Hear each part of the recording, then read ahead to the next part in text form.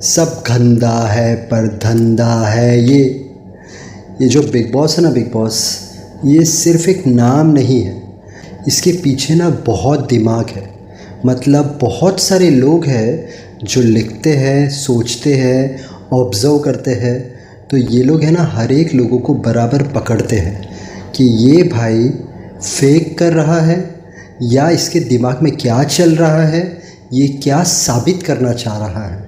तो इन्हें ना सब पता होता है और उसके बाद ये लोग पूरा ऑब्ज़र्व करते हैं और सलमान सर के हाथ में देते हैं कि ये देखो ये सीन है। सलमान सर देखते हैं और सलमान सर देखने के बाद उससे अलग तरीके से, उनके तरीके से वो सामने वाले को मिरर में लाते हैं। देख भाई तू ये कर रहा है, मिरर में देख ले। हम बात करते हैं आकांक्षा की। जब पैनल ने बोला था ये प्रिपेयर होके आई है, उसके बाद वो जो रोई वो आकांक्षा और उसके बाद जाकर डांस करने लग गई, तब बिग बॉस ने बोला कि तू फेक है। उसके बाद अभिषेक और मनीषा ने बोला कि भाई ये फेक है, ये क्यों। एक बार भी पलक को इसने ऐसा नहीं कहा कि क्यों तूने मुझे नहीं निकाला। और उसके बाद आज सलमान सर ने बहुत सारी चीज़ों में इसे मिरर दिखाया कि तू बोलती है कि तू सेफ़ फील नहीं कर रही है, तो एग्जैक्टली तू कहाँ पर है। तो बिग बॉस के घर में है, कोई एक प्राइवेट घर के अंदर नहीं है। तो बिग बॉस के घर के अंदर है जहाँ पर इतने सारे कैमरा है, यहाँ पर कोई कुछ भी नहीं कर सकता है। तो ये स्टेटमेंट कैसे यूज़ करती है। और जो तू दिमाग लड़ाती है कि डॉक्टर को बुलाओ, मुझे ये बराबर नहीं लग रही है, ये ऐसा ऐसा ऐसे कर रही। तो सलमान सर का बोलने का मतलब है कि किसकी है ना छवि ख़राब मत कर, किसकी है ना इमेज ख़राब मत कर। हाँ, ये बात और है कि जब बेबी का और आकांक्षा का सब चीज़ें चल रही थी तो मान सकते हैं ये बात कि भाई बेबी का भी कुछ कम नहीं थी, बेबी का भी उसके साथ 1 और 2 कर रही थी, उसके साथ बेबी का भी झगड़ा कर रही थी। सलमान सर के बोलने का मतलब है कि तू उसकी इमेज ख़राब मत कर। तो सिस्टमैटिकली सबका ब्रेन वॉश कर रही है बेबिका को लेकर, ताकि सब लोग बेबिका के अपोजिट चले जाए। सलमान सर ने पॉइंट टू पॉइंट एक्सप्लेन किया और उसके बाद उन्होंने कहा कि ये फॉल्स नैरेटिव सेट करती है। और अविनाश को पूछा ये सही है कि गलत है। अब अविनाश को याद नहीं था। अविनाश ने कहा नहीं ऐसा तो नहीं है। सलमान सर ने उसे याद दिलाया कि एक तरीके से ये अविनाश को बोलती है कि जब पास आता है मेरे तो मुझे अच्छा नहीं लगता है। सलमान सर ने सब बताया कि देख फिर तूने कहा था, मतलब अविनाश ने कहा था तू उसको उंगली देगी तो वो हाथ देगा। जब तेरे पास आ रहा है तो तू क्यों उसके इतने पास जा रही है, तू भी उसके पास मत जा। मतलब सलमान सर का बोलने का मतलब क्लियर था कि ये एक फॉल्स नैरेटिव सेट करती है। एक जगह कहती है कि तू मैन टू मैन उससे बात कर कि मुझे अच्छा नहीं लगता है, और फिर खुद भी जाती है उसके पास। तो अगर तुमको अच्छा नहीं लगता है तो तुमको पास जाने की ज़रूरत नहीं है। तो यहाँ पर सबसे मेन चीज़ आज आकांक्षा को बताया गया कि तुम जो दिमाग से खेल रहे हो, तुम जो दिमाग बहुत ज़्यादा यूज़ कर रहे हो हर चीज़ें करने में, तो वो सब मत यूज़ करो। तुम जैसे हो वैसे ही दिखाओ। ये आकांक्षा का था। उसके बाद पलक को कहा, ये लोग जब बिग बॉस में आते हैं उसके पहले इनसे बहुत सारी चीज़ें पूछी जाती हैं। तो पलक से पूछा गया था, उसमें पलक ने कहा था मुझे OCD है, मैं गंदगी देख नहीं सकती, और मैं गंदगी अगर अंदर देखूँगी तो मैं जाके लड़ूंगी उन लोगों के साथ कि ये देखो ये क्यों गंदा है, क्लीन करो। सलमान सर ने कहा अंदर आने के बाद एक बार भी नहीं देखा गया है कि तुम जाकर किसी से लड़ी हो गंदगी को लेकर, ऐसा क्यों तुमने झूठ कहा था। उसके बाद अभिषेक को क्लियर वर्ड्स में बताया कि भाई जब तू बेबिका लोग के साथ था ना तब तो सुपर था, अब तू बेबिका के ग्रुप से हट गया है ना। क्या हो रहा है कि ना तो इधर का हो रहा है ना तो उधर का हो रहा है और तू कंफ्यूज दिख रहा है। देखो लाइफ में ना कोई रिलेशनशिप जब टूट जाती है और हमें जब पता चल जाता है कि भाई यहाँ पर अभी कुछ नहीं हो सकता है, यहाँ पर बहुत ट्राई हो चुकी है, कुछ नहीं हो सकता। जब सामने वाले को हमारा नेचर पता है, हमें सामने वाले का नेचर पता है, सब चीज़ ख़त्म हो चुकी है, उस वक्त हमें ट्राई करना चाहिए कि अगर इतना से भी हिंट मिले ना कि भाई अगर मैं इससे कुछ बोलता हूँ और ये बहुत ज़्यादा शाउट करने लग जाता है या बहुत ज़्यादा शाउट करने लग जाती है, तो इतना सी बोले और अगर सामने वाला रिएक्ट करे चले जाओ और चुप बैठ जाओ, उसके साथ बात मत करो। अब यहाँ पर हो रहा क्या है, अविनाश जो है उसका माइंडसेट पलक को लेके अलग है, पलक का माइंडसेट अविनाश को लेके अलग है। अब पलक ने फिर से वही टॉपिक निकाला कि तुमने क्या रीज़न से मुझे नॉमिनेट किया। अब अविनाश को सुनकर हट गई। अविनाश ने क्या किया, एक चीज़ बोली, जो बोली इसे पसंद नहीं आई, इसने कुछ बोला, सामने से कुछ मिला। तूने मुझे 1 बोला कैसे, अब मैं 2 बोलूँगा। अच्छा तू मेरे को 3 बोल रही है तो मैं तुझे 4 बोलूँगा। तूने मुझे 5 कैसे बोला तो मैं तुझे 6 बोलूँगा। हुआ मैटर ख़त्म? नहीं हुआ ख़त्म। तो ऐसा ही होता है लाइफ के अंदर। जब तुम्हें पता चल जाए कि भाई अब सब ख़त्म हो चुका है और सामने वाले का नेचर तुम्हें समझ में आ जाए कि यार अगर मैं कुछ बोल रहा हूँ और सामने वाला प्लस माइनस जवाब दे रहा है, चले जाओ, वरना मामला है ना काफ़ी बढ़ जाता है। जब सलमान खान ने जिया को भटकती जवानी मूवी, तो उसमें जिया को बुलाया, तो बोलने का मतलब ये था सलमान सर का कि जिया है ना टोटली कंफ्यूज है।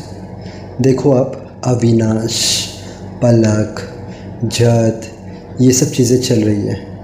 अब वो जो बेबी का है और मनीषा है, वो लोग, बेबी का भी मनीषा को क्या बोलती है, ये जिया थोड़ा जद के साथ क्लोज़ हो रही है ताकि वो कुछ थोड़ा दिखे। अब जिया को क्या करना पड़ेगा, फोकस करना पड़ेगा गेम को कि उसे एग्जैक्टली क्या चीज़ करनी है, वरना वो ऐसे भटकते भटकते बाहर निकल जाएगी। अब सलमान सर ने आलिया को क्लियर कहा कि भाई तेरी पर्सनल लाइफ हम लोग को नहीं सुननी है बिग बॉस के अंदर। तो अब सीन ऐसा हो गया, एकदम सिंपल सीन है। आलिया सिद्दीकी की पक्की दुश्मन है बेबी का और पूजा भट्ट। अब पूजा भट्ट के लिए जज जब कुछ बोल रहा था तो आलिया सिद्दीकी कहती है पपेट, ने कहा नो पपेट। उसके बाद फिर से जज ने कुछ कहा, आलिया सिद्दीकी कहती है पपेट, जज ने कहा नो पपेट। तो आलिया सिद्दीकी है ना, उसे वो चीज़ नहीं मिल रही है एग्जैक्टली, और बाय नेचर उसका ऐसा है नहीं कि डायरेक्ट जाके अटैक करे। उसका एक अलग तरीका है जो आहिस्ते आहिस्ते वो जब खुलेगी तब पता चलेगा, खुलेगी और मेन ग्राउंड पर आएगी, तब वो पूजा भट्ट हो या बेबी का हो, जो फाइट होगी आपको देखने मिलेगी कि आलिया सिद्दीकी को आप कम नहीं समझना। आलिया सिद्दीकी भी है, वो डायरेक्ट डंके की चोट पे दे सकती है। बट अभी क्या सीन है, आलिया सिद्दीकी को देख के लग रहा है कि कोई ना कोई चीज़ उन्हें रोक रही है। बट जिस दिन वो एकदम ऐसे बाहर आ गई ना, उस दिन वो हो सकता है लोगों पे भारी पड़े और उन्हें जल्द फ्रंट फुट पर आकर खेलना होगा। अगर वो फ्रंट फुट पर आकर नहीं खेलती है तो फिर शायद वो भी बाहर हो जाए। अभिषेक माइंड ब्लोइंग प्लेयर है, अब उसे ना अपना दिमाग चलाना पड़ेगा। बेबिका से दोस्ती करनी है तो ठीक है, अगर नहीं दोस्ती करनी है तो भी उसे एक अलग चीज़ ऐसे करनी पड़ेगी कि जहाँ पर अगर कुछ गलत हो रहा है तो उसे बोलना पड़ेगा और उसे स्क्रीन में आना पड़ेगा, क्योंकि वो है ना फिनाले तक जा सकता है, उसमें सब चीज़ें हैं। बस उसे है ना अभी थोड़ा खुलने की ज़रूरत है।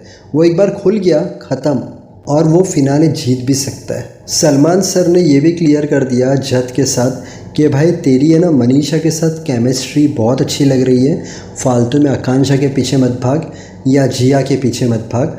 मनीषा के साथ जो तुम लोग दोनों कॉमेडी करते हो या मनीषा जो तेरे साथ कॉमेडी करती है वो पब्लिक को पसंद आ रही है, फालतू में वहाँ पर मत जा, यहाँ पर लाइमलाइट मिलती है तुझे।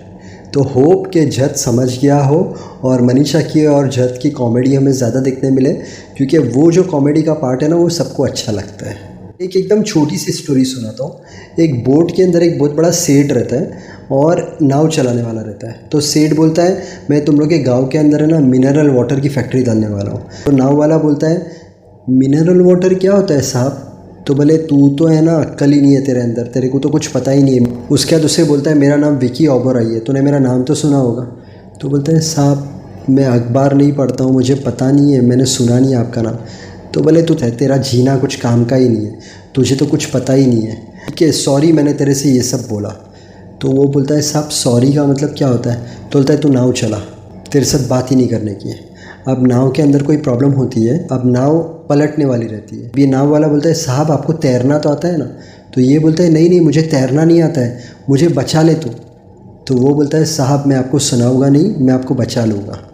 अब वो उसे बचा लेता है और किनारे पर लेकर आता है। जैसे वो किनारे पर लेकर आता है, वो जो अमीर आदमी रहता है वो हाथ जोड़ता है, उसकी आँख में पानी आ जाता है और नाव वाले को बोलता है मुझे माफ़ कर दे, तुझ में तेरा टैलेंट है, तुझे तेरा काम आता है, मुझे मेरा काम आता है, तो मुझे तेरा कोई अपमान करने की ज़रूरत नहीं है कि तू ये है तू वो है।